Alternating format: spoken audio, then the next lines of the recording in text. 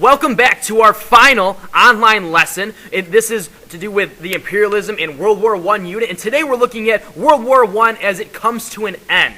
And as we do so, we're going to focus primarily on the role of the United States in the end of the war. And with the war coming to an end, there were still some questions remaining that had to be answered. First, Germany was defeated. They lost. So who would draft the peace treaty that was needed to formally end World War I, and how would it treat defeated Germany?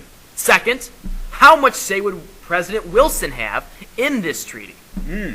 Great questions. In fact, Woodrow Wilson would outline his ideas for how the war should end in January of 1918, before the war was officially over, when he presented his 14 points plan to Congress. Keywords, 14 points plan, you need to know that one.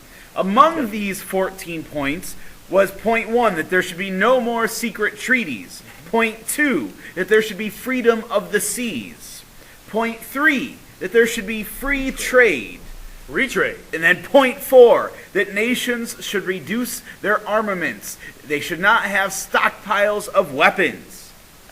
Point 5 is that idea of be careful of imperialism. And then 6 through 13, you'll see things like give land back to countries who lost it during World War I, redraw borders with the idea of self-determination involved. And that national self-determination refers to the right of the people to decide how they should be governed.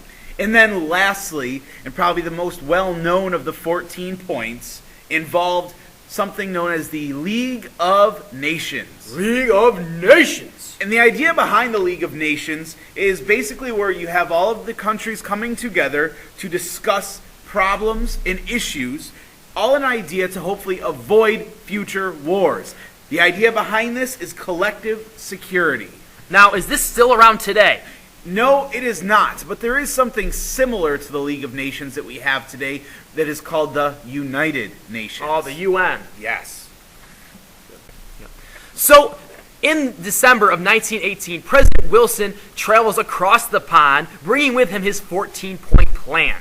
The pond? The pond is another term for the Atlantic Ocean. Did you know the ship he traveled on, being that he is the first president to ever visit Europe, was called the George Washington? Really? It was. So Wilson heads to Versailles, the Palace of Versailles, which for those of you wondering is in France. And there he will meet with the group known as the Big Four, which he is part of. Wilson, obviously, of the United States, David Lloyd George, the Prime Minister of Great Britain, George Clemenceau of France, and Vittorio Orlando of Italy. And at this conference, Wilson really wanted to preach that he did not want to punish Germany. He wanted to treat them well, and that view was not shared by the other members of this meeting. No, it wasn't. In fact, Germany wasn't even a part of this meeting for these peace talks. They were not invited to negotiate. And Russia wasn't there either because they had gotten out of the war much earlier and had negotiated a separate peace with Germany. So yeah, you have Wilson there who's trying to get this peace without victory idea past the other leaders, trying to get them to back off on this idea of punishing Germany. So the question is, does that work? Well, it really didn't, did it? Was this whole plan passed? No, it wasn't. His 14 points, the only thing that they really grasped onto was the idea of the League of Nations. But some of the things that they'll put in the Treaty of Versailles run very counter to what Wilson believed, such as the War Guilt Clause, where Germany had to accept blame for starting World War I. And then also another big piece was $33 billion, with a B, billion, dollars in war reparations. That's money that Germany would have to pay back to the Allied nations for starting this war. Another part of the Treaty of Versailles that kind of counters what Wilson's goals were was that Germany must disarm and give up many of the lands it acquired during this conflict. And these lands would be given back to some countries and would be used to create new countries. Yeah, that includes the Alsace and Lorraine region that would be given back to France, which Germany actually needed in order to be able to generate this income. It was a big area of them as far as growth for their economy. So Wilson is charged with the task of bringing this back to the United States after it is signed in June of 1919. And he knows he's going to face an uphill battle. So what he does is he goes on an 8,000-mile speaking tour in order to sell the treaty to the American people.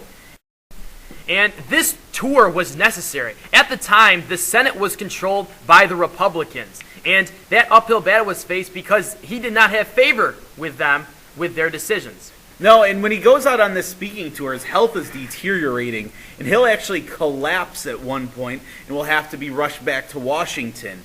And the treaty comes to a vote in the Senate. What is this known as? Checks and balances, right? Wilson had Correct. approved this treaty and signed it. Now it's up to the Congress to pass it, and they don't. Right. They do not pass it, and they are really against the U.S. having any influence or any connections with these European countries during this time. So the U.S. does not ratify the Treaty of Versailles, and the big thing to note here is that the U.S. also refuses to join the League of Nations. Wasn't this something that Wilson had came up with on his own? Yeah, this was something that was the idea of President Wilson, and now we are refusing to join because we do not want to get dragged into the conflicts of other countries. So this is almost like going back to a policy of neutrality? You got it. So all of this, the Treaty of Versailles and the U.S. rejecting it, kind of sets the stage for World War II when it begins.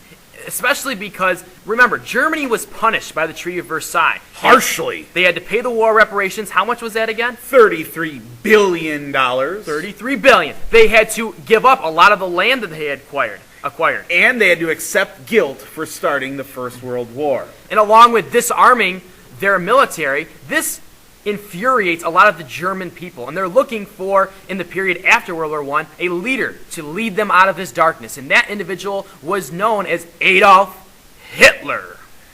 And that will set the scene for when we study World War II in a couple of units. Have a good one. We'll talk to you next time. Bye-bye.